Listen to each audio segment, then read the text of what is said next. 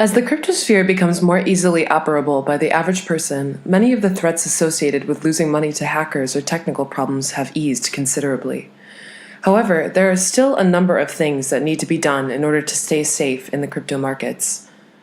Recently, finance magnates spoke to Blockbid CEO David Sapper about entering into the cryptosphere for the first time, the ways that user-friendly platforms are changing the space, and the best practices to avoid losing money in the cryptosphere. So can you just tell us a little bit about who you are and what led you on your professional journey to this place? So my background is been in tech for many, many years. I was involved a lot in hardware solutions, and I had this process of trying to stay within the cutting edge space of the hardware area within computers. So for me, it was always about exploration and understanding what people are trying to achieve and where they're trying to go next as well, and following a lot of industry leaders while also trying to do my own research on what people are going to adopt at a later date as well. Cryptocurrency for me was, although a bit of a late start, it came really about from trading. You know, we were a group of traders based around Australia. We were involved in various different asset classes, and cryptocurrency was very much something that I wanted to trade in, because not only did I believe in the technology itself, but I saw the opportunity to be able to get in at the ground floor.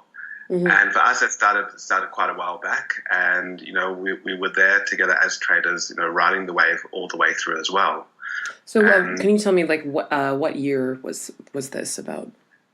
This was 2013 was my first foray into cryptocurrency. It was in regards to mining, and that was, once again, it came about from the hardware aspect of it, building mining machines, understanding, you know, what they can do and what you can get back out of it was an innovative idea at that time, and not many people had much knowledge about how to build proper mining machines, and people were still it was still within its infancy. At that time, you know, mining at that time wasn't such a great return, and it was something that, you know, I did eventually move on from, and I moved into developing my own app at that time, and moved a bit more into the software side of technology within the computer industry, and from that point, we were trading quite across various different asset classes within stocks, forex exchanges, and cryptocurrency came onto our radar. Because of Bitcoin itself, we did have within the family members that were involved since 2011 in Bitcoin itself. They came around on Satoshi Nakamoto's original white paper. They invested themselves, and because of my background in mining, it was always something that was sitting there out of interest for me. But it did have a very different sort of connotation of what Bitcoin meant back in the day. And it was only as the adoption started expanding and really the Asian markets really picked it up and moved it on to this next level, did people understand that Bitcoin, what it was, while it may be that cryptocurrency itself or Bitcoin itself was potentially going to make you money, it was really the technology behind it, you know, the blockchain distributed ledger technology that was really driving the innovation. And I understood that this was going to be a very disruptive technology. We've seen many, many booms over many, many years, and one of the booms that we can see in our lifetime that we know about was, you know, the smartphone boom, and that was a large boom. Was taking the internet into our hands, and then we saw the app boom, which was, you know, bringing services and bringing information straight away to you as well, within a user interface or a container that was applicable for every single person, and they can find their own element as well. And these were the last couple of booms that we had was in the tech space. And then the next one that I saw, and what I realized was that blockchain and cryptocurrency, which was driving it and was bringing the investment into it, was going to be the next large big wave of disruption, if you want to call it that. And for me, really, it came down to what sort of knowledge do I have and what can I apply to be able to help out other people as well.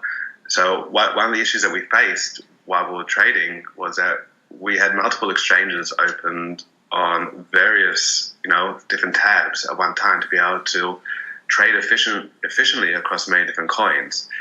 And this led us to having issues in regards to being able to trade at the right time, or sell or buy at the right time, or be able to move our money across from one exchange to another exchange. And we wanted to be able to create the process of making it easy for a user.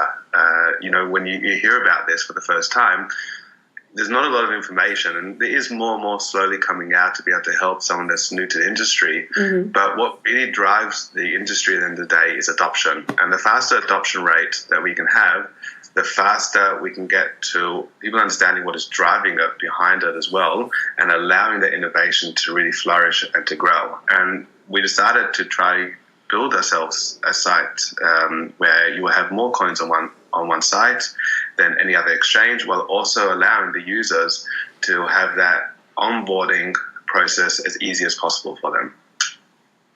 And that was Blockbid.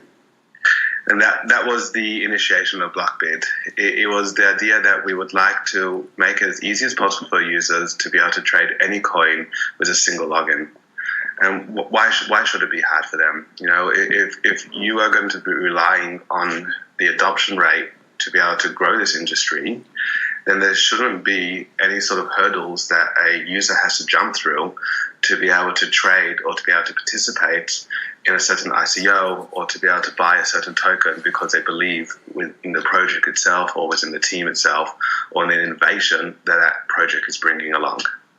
Right. So is Blockbid then kind of more geared towards individual users or towards institutional traders? So the way that we are rolling out Blockbid is a multi-stage rollout. And what we are doing, starting off with more of a simplified user interface, which will allow the users to be able to buy and sell all the various different types of tokens, walk them through with guidelines, have video tutorials as well, have a really well-placed support desk as well that will be able to answer efficiently and be able to provide that accessibility and the usability that they're used to on most other platforms that they've come across during their lifetime, and be able to have that feedback as well from them to be able to help build that and take them along the journey all the way through until we release our advanced platform.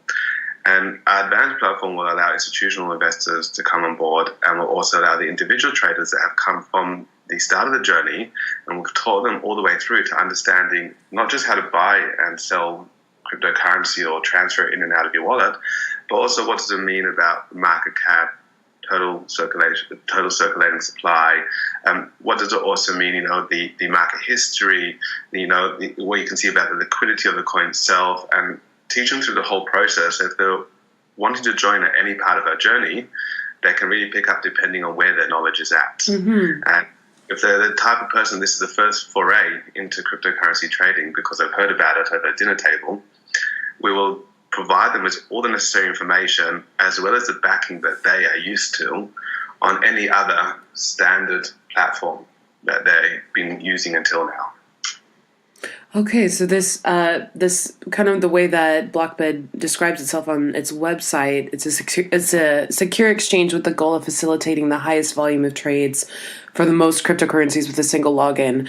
You kind of already answered this next question, which is, what exactly does that mean? So basically, on most cryptocurrency exchanges, if I want to buy IOTA, I have to go first on a Coinbase or somewhere that I can buy Bitcoin, and then I have to transfer that Bitcoin and log in somewhere else to use that Bitcoin to buy IOTA. So is that what you mean by a single login? You can do that all in one place, in one step, basically?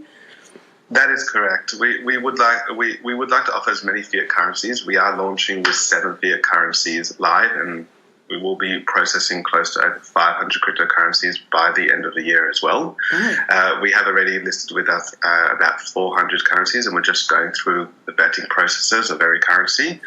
And the idea is that for someone that's coming on board to us, whether they're an Australian user or in the United States, Japanese, or from Europe, UK, New Zealand as well, that they have the ability to transfer a fiat currency into our exchange and then find a pairing of their choice. Now, each coin that we offer a listing to has the ability, depending on their own market, to decide what sort of pairing they would like to choose. And that's whether they've got a Bitcoin or whether they have a US dollar pairing or Australian dollar pairing.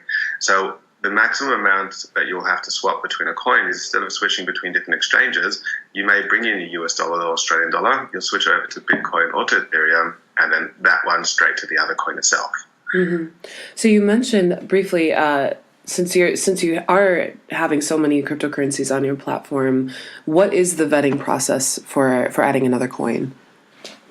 So we have a two-stage sort of approach to our vetting processes, and a bit of it is proprietary. But to start off with, when they reach out to our marketing team, we do an in-depth analysis of the coin itself, the user base behind it, whether it is innovative within the space itself, whether we see the potential of the coin being able to actually stay around for a while, and to be able to maintain this relationship with its user base and to achieve its goals as well. Mm-hmm. And if we feel that coin has a difference than another coin, or it's not just a copycat, then we also want to be able to provide them with an ease of access for all users from all around the world. Mm-hmm. And many coins do have the problem where they cannot list themselves on various different exchanges, and this sort of stifles their growth, and it also frustrates their original user base from being able to either liquidate their positions or to buy more coins itself, or to help the company in the production cycle of releasing its product as well. Mm-hmm. And one thing we are trying to change is trying to change the onboarding process for many coins. And while it is hard for many coins to get onto some of the larger exchanges, we would like to make it as easy and simple as possible.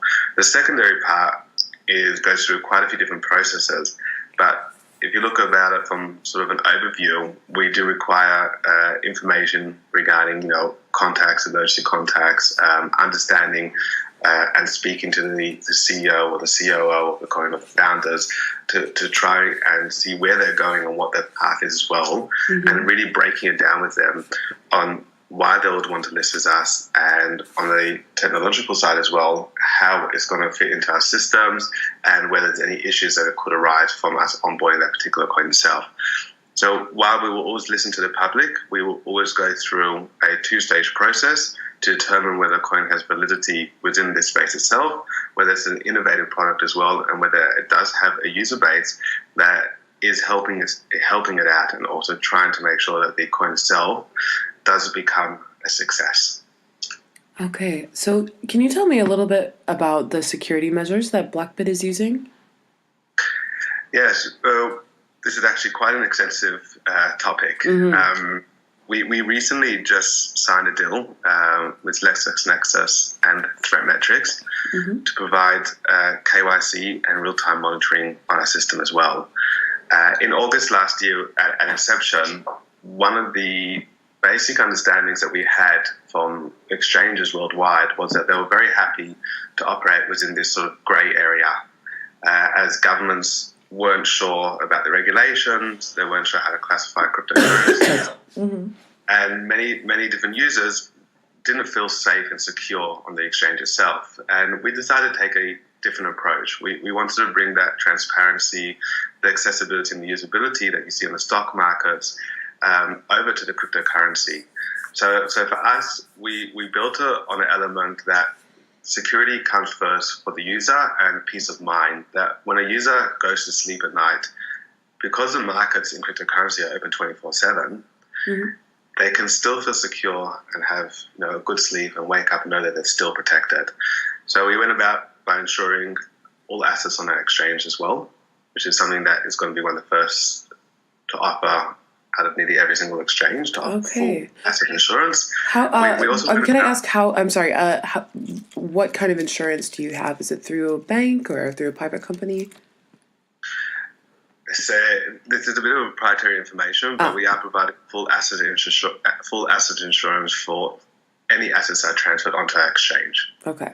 Wow. So any cryptocurrency that is transferred onto our exchange, mm-hmm. does have insurance, and this covers cyber theft, cyber security, identity theft as well, mm-hmm. and at various other points also as well within the policy itself. Okay. And this has been one of the first key factors that we were working on since the inception in August, and we were very lucky to have in Australia a company called Scott Winton Insurance Brokers. Mm. They're Australia's largest independent insurance broker, and we've been working with them exclusively for them to be able to provide us with a multi-layered, multifaceted policy from various different companies they've put together for us.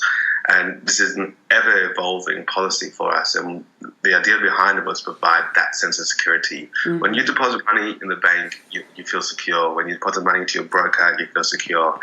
When you go to 7-Eleven, or if you go to your shopping mall, and you pay with your credit card, you have credit fraud insurance as well. But cryptocurrency exchanges don't provide you that sense of security. So most of the times, you're taking that risk of, okay, I know what I'm doing, so I can understand the risk, and I can put my money in there, and then I'll try and move it out itself at the right time, or I'll decide to do it at my own risk if I decide to leave it in there as well. Any centralized servers should be able to provide their users with a sense of security and a peace of mind for them to be able to know that they're feeling protected and we are looking after them.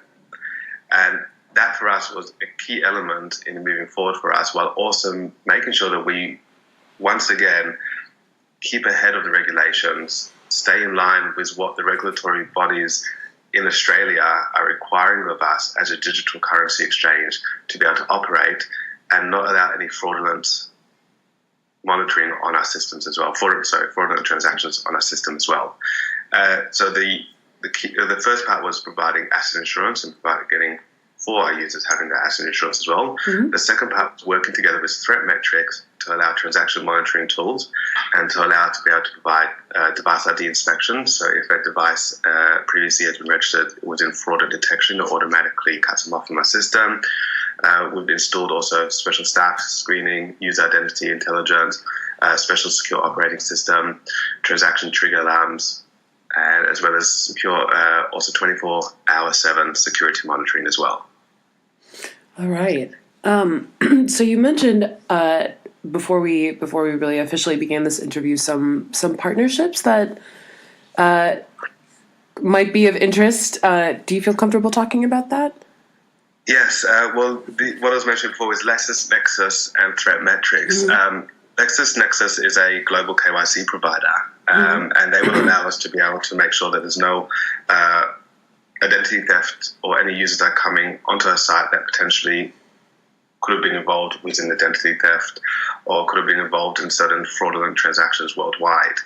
And that allows us to make sure that we don't allow any fraudulent any fraudulent users on our site. And they recently bought out ThreatMetrics, which is an Australian company, about 2-3 weeks ago. We've been in touch with ThreatMetrics' CEO here in Melbourne recently, and we sat down with them and also with LexisNexis as well. And we are going to become the first child of this merger. It was a $1.3 billion merger that LexisNexis bought ThreatMetrics out for. And it was a very new merger. It only happened about, I think, somewhere between 2 to 4 weeks ago. And we're going to become the first company to be provided by them a full-bodied approach of KYC, AML, and CTF with transaction monitoring on our site as well. All right. Well, who can use Blockbid? Is it limited to Australian users, or is it available globally? We allow any user from anywhere in the world to come to our site, as long as they're able to complete the KYC checks and they're able to supply the identification documents that are required by our regulatory bodies. Then we can allow any user to come to our site. And that means that no matter where you are, if you're an individual that would just like to trade, you can log into our system, you complete your profile, and you'll be able to start trading almost instantly. Okay, cool. So Australia is definitely part of the global blockchain scene, but we don't really hear quite as much from Australia as we do from other parts of Asia and the United States and Europe. But can you give us a little insight? What's going on in the blockchain industry in Australia? So Australia itself, its first token was initially released, if I remember correctly, was early 2017. It was one of the first cryptocurrency tokens released in Australia.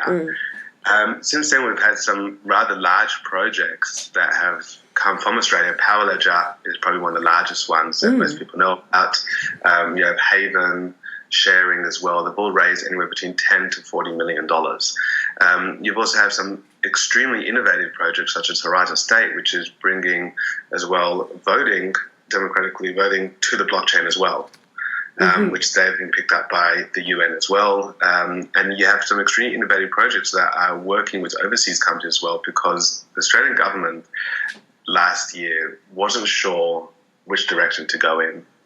And fortunately for us, they decided to allow the industry to flourish and to grow rather than stifle it.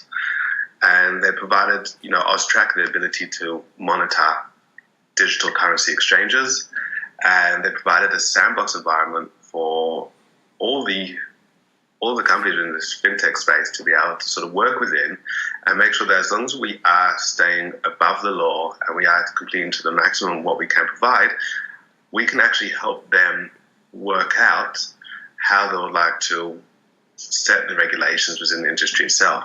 So what we're finding is that while many other countries are not sure what to do and potentially taking even a step back in sort of the regulatory oversight, Australia's trying to be innovative and really trying to push ahead and say we want to allow this industry to grow. We want to allow the companies to be able to come here or to be able to start up here without the idea of having to potentially move to overseas if we start with this growth here. Right. So can you speak a little bit then about the global regulatory climate? If it sounds like things are going pretty well in Australia.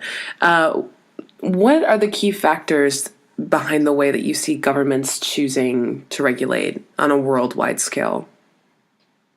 And so you have to look at it from a two-part process.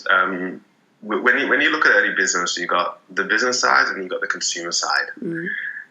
The government's reason for regulation is usually to protect the consumers. The consumers are the ones that are going to be scammed. The consumers are the ones that are going to complain or they're not understanding what the process is.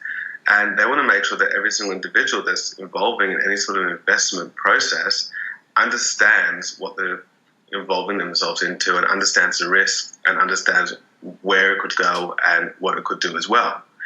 The cryptocurrency industry, because it's so new and is moving at such a breakneck speed, every single day there is so many different opportunities available for companies and what they're actually creating and what they're establishing and bringing to the blockchain industry that the government themselves hasn't had the chance to properly catch up. And you've seen this in different industries within the tech as well. You've seen this within the .com boom. Where you will have anyone that added a website to their company during the .com boom, their shares rose dramatically. Mm-hmm. And the government at that time decided we're not going to stifle it, but we're going to place regulations to make sure that we protect businesses and we protect the consumers. And they're going to go through the same process now as well. Sometimes they do take a bit of a drastic measure where they might take it in the complete opposite direction and say, like China, put a complete ban on ICOs, put a complete ban on exchanges as well while they're trying to work it out.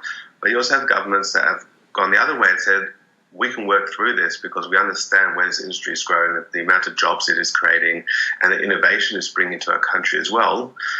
We want to allow this to grow. So every single country is a by-country basis almost.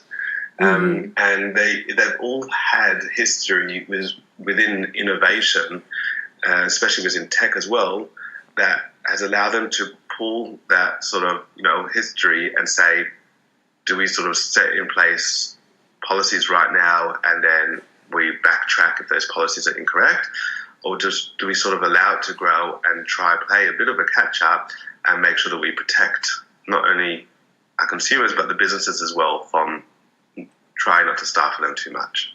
Mm-hmm. So you think that in general the way that regulations are heading is supportive of the industry? Regulations can sometimes stifle innovation, as innovation usually works within the cutting edge space, and sometimes there isn't clear-cut answers as to what legal requirements are, for a token. or what legal requirements are needed for security tokens or for terms and conditions or disclaimers on the site, or participating in certain investment tokens as well, or participating in certain ICOs. And the process behind it, I see it, is that really they're looking to not stifle the industry, but more to protect the people that are going to be investing in the industry itself. And that's where it comes down to make sure that the people that are going to be investing don't feel that they don't have the powers behind them to make sure that they can hold a company accountable if they're not proceeding or they're not in line with the vision that they set out in the beginning. So for governments who are like China, who did take things in this opposite direction, do you think that at some point in the future we'll see a kind of a turnaround from places like that, or do you think that people have drawn hard lines and that's just the way that it is? It's always got to be up to the businesses within that space to take the initiative to speak to the regulatory bodies or to the government if they can, and to reach out and to provide them with the knowledge that they have and the process that they're going through to say, we are trying to stay in line. We would like you to set us, the requirements, and to know that we can be here to help you as well. So innovation will always have regulation on it, because it needs to have that. It needs to follow that pathway. But with this breakneck speed, it is always going to be a 50-50 in regards to what countries are going to do. And while we have seen them taking hard stances, we've also seen them turn around within certain, public speakings or within certain conferences, talk about how they're still open to understanding the industry or changing those regulations that they put in place, as long as they have the correct amount of information and they are provided with the right knowledge as well. And it's going to be up to the innovators to try and help out those regulatory bodies by giving them the information they need and providing them the knowledge and the insight on how the industry is working. Some of these regulatory bodies have been around for many, many years, and there's new arms or new branches that may need to be created to be able to help out this particular space itself. But until that happens, you're going to have to provide the knowledge to those standard bodies and help them understand why we may need a different set of rules and how to go about creating that protects the businesses, protects also the growth as well, and it protects also the consumers. Right. So switching gears a little bit, can you speak a little bit about the challenges, given the current regulatory climate, as well as, things that are happening in terms of hacking and security challenges? For new users to the space, what's the best advice that you can give new traders? Research and an in-depth understanding. My personal recommendation to any friends that ask me, what crypto should I buy? How much of it should I buy? What do you think about this particular coin? It comes down to research, and it's the same amount of research that you would put in when you go buy a car or you go buy a house. Why would you ever buy something without understanding? We take this idea that just because there's money to be made out of it, that you potentially have this dramatic rise in price that we should just put our money into. But the market is going to mature to a point where there's not going to be such dramatic changes or volatility within the market. So if you're looking to come on board, you have the opportunity to invest into a project at an early stage or even at a later stage if you believe in the project. If you're just going to put your money at any single token and hope that it raises up in price, you're basically putting your money on a roulette table. And what you're hoping for is that one of them makes you enormous gains back. So the idea is to really do your research, understand the team, understand the project and why it is innovative. And if you believe in the actual project itself, you may find an innovative project that sounds great, but you as a person may not particularly use that project. You may not particularly use that app or that platform that they're building. So if you don't believe in it, you either can invest in it because you believe that other people will and there's enough of a use case for you to invest in it, or you yourself can find another project that you believe in itself. And we've seen that shift in landscape recently as well, where many ICOs that are coming out there, it's not just about the white paper, it's not just about, the names that they have on their website as well, or the flashy website. It comes down to them explaining the product, them reaching out to the user base having understanding of who these people are and the team behind them, and having that trust in the team itself. Whenever you go to buy any item, whether it's online or in the stores, most of us do that research. We understand that if we go to this particular website for the first time, we immediately take that website most of the times and we type into Google a review on that website to find out if any other people have had any issues, or what's the customer relationship process like as well. And there's no reason why we shouldn't take that exact method to the cryptocurrency space itself. We have to block out the idea that the gains are there to be made. Money can flash in front of everybody's eyes, and it's always something that people are looking for. But if you take the same process that you have for any other site or any other item that you usually buy into the cryptocurrency space, it'll give you that sense of security and a sense of peace that no matter what happens, you have done your research and you've believed in a project, and now you're working together with that project to potentially help it out as well. Mm-hmm. And from your perspective, as an executive at an exchange, what are the biggest security threats that you are facing on that level, on the level of an exchange? That's a very big question. Yeah. So there's a lot of security threats. To begin with, we are a target. We are a financial institution, if you look at it in that regards. And for us, many of the methods that we have put in place, it's quite proprietary. But what we have found is that we are in an area where this space is maturing within the exchange industry itself. And what we are doing is learning from the mistakes of others. Where other exchanges have failed, we will pivot and we'll look to innovate in that area as well. So what we have done is secured many team members who have experience in securing government and financial sector platforms and brought them over to us so they can actually help us out in understanding that as a financial institution, if you look at whether you're a bank or whether you're an exchange or forex firm, it doesn't make a difference. You are holding assets that are belonging to other people, and therefore someone else is going to want that from you. So we were looking to protect ourselves the same way banks do. And by having companies such as Threat Metrics back us, where they help us with transaction monitoring, and we have auditing process, we have constant code review as well, and we also separate operating environments as well, it allows us to be able to mitigate any risk from every single part of the platform itself. Okay.